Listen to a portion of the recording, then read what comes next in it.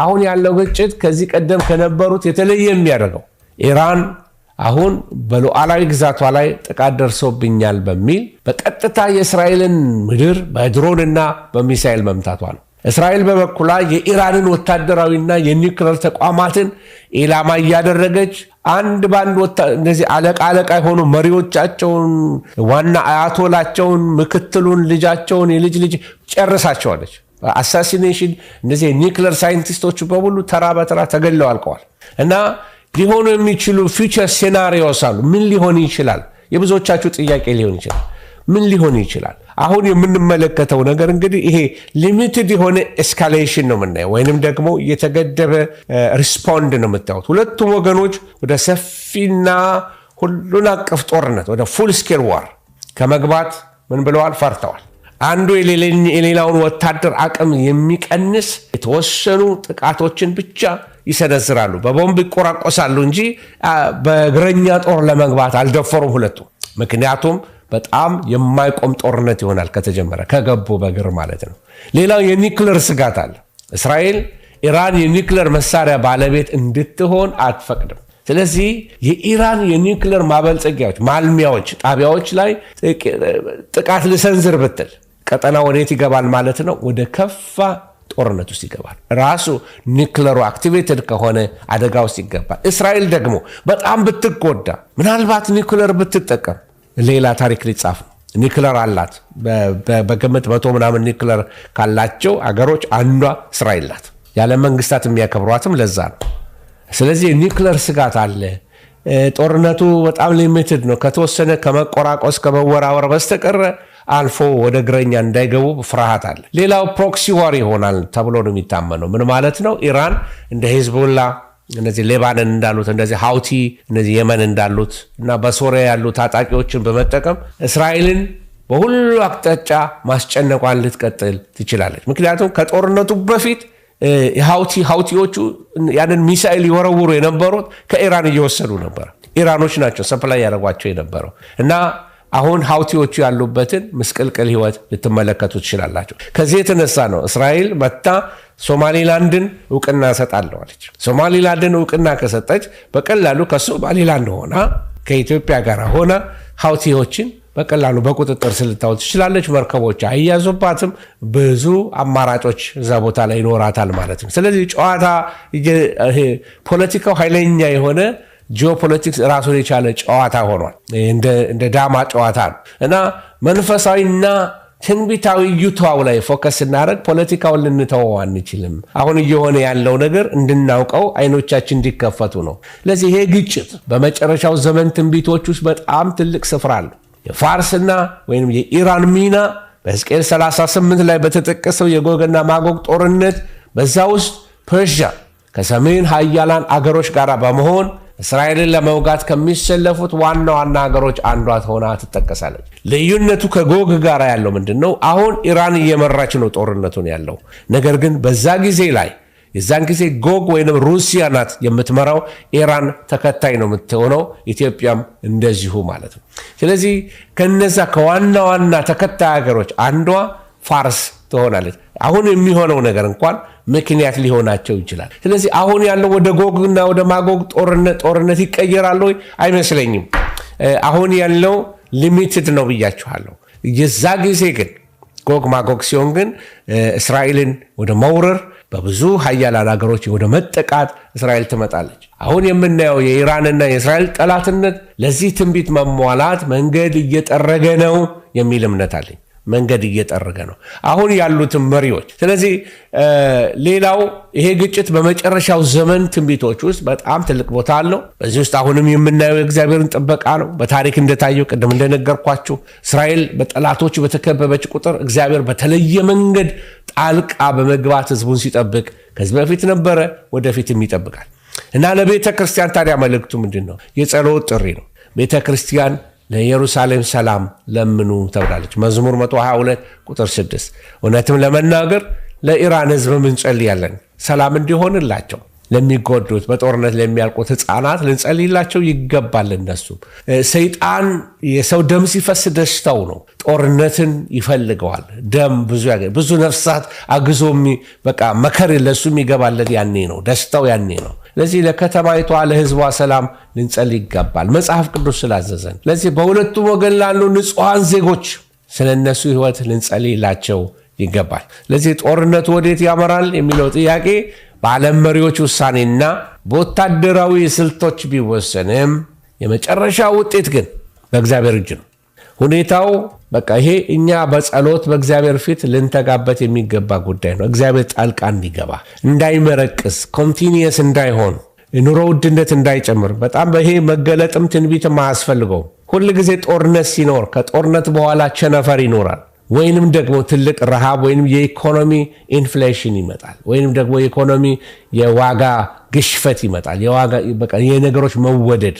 አሁን በቤንዚን ምክንያት ብዙ ነገሮች ዋጋቸው ጨምሯል። ረሃብ ይመጣል።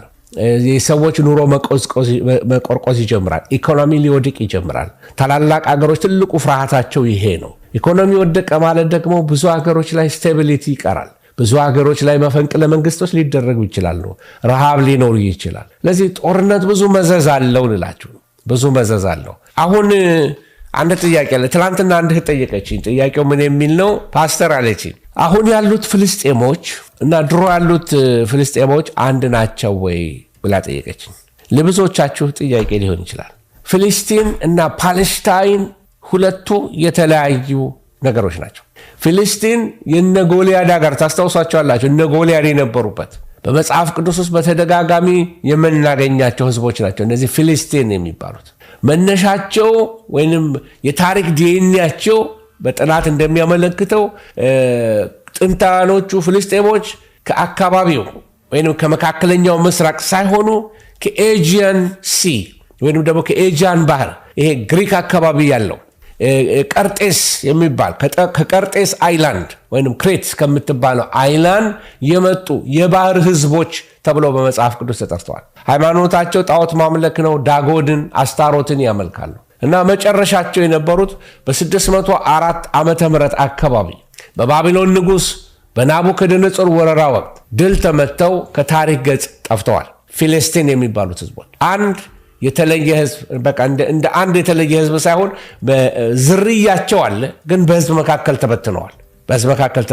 የራሳቸው ግን አይዴንቲቲ ይዘው በአንድ ሀገር ውስጥ አጥቷቸውም ተጋብተው ተዋልደው በሌላ ህዝቦች ውስጥ ነው የሚኖሩት። ስለዚህ ፊልስጢኖች አይደሉም አሁን ያሉት ፓለስታይንስ ናቸው። እነዚህ ፓለስታይኖች ማን ናቸው? መጽሐፍ ቅዱሳዊ ማስረጃዎች ልሰጣችሁ እፈልጋለሁ። ይሄ ካፍቶር የሚባል ካፍቶር ማለት መጽሐፍ ቅዱስ ፍልስጤማውያንን የሚጠራበት ስም ነው።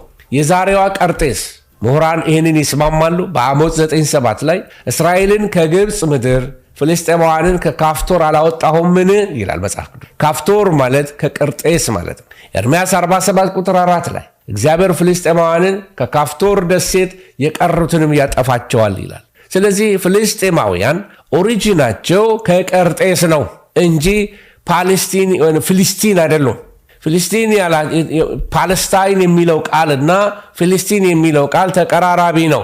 እንዴት ሊጠቀሙበት ቻሉ? በመጽሐፍ ቅዱስ ውስጥ እነዚህ ከሊታውያን የሚባሉ ሰዎች አሉ።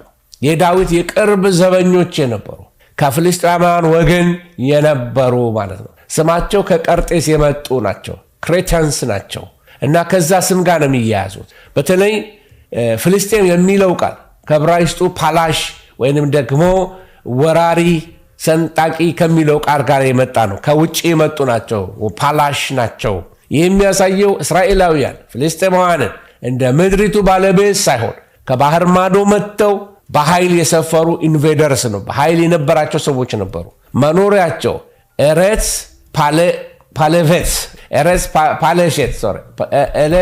ፐለሼት እና ምን ማለት ነው? ፓለስታይን የሚል ተቀራራቢ ስም አለው ፓለሼት የሚለው እና ታሪኩ ልንገራቸው። በእስራኤል ደቡባዊ የባህር ዳርቻ በአሽዶድ፣ በአስቆሎና፣ በጋዛ ቁፋሮች ተደርገዋል። የአርኪኦሎጂ ቁፋሮች ተደርገዋል። በዛ የተገኙ የሸክላ ዕቃዎች ላይ በዛ ላይ ከመካከለኛው ምስራቅ ባህል ይልቅ የነሱ የተገኘው ማይሲያን ግሪክ ከግሪካዊ ባህል ነው የተገኘባቸው። ስለዚህ ይሄ ከየት እንደመጡ ከኤዥያን አካባቢ የመጡ የነሱ እንደሆኑ ከተገኘው ጥበብ ተገኝቷል ማለት ነው።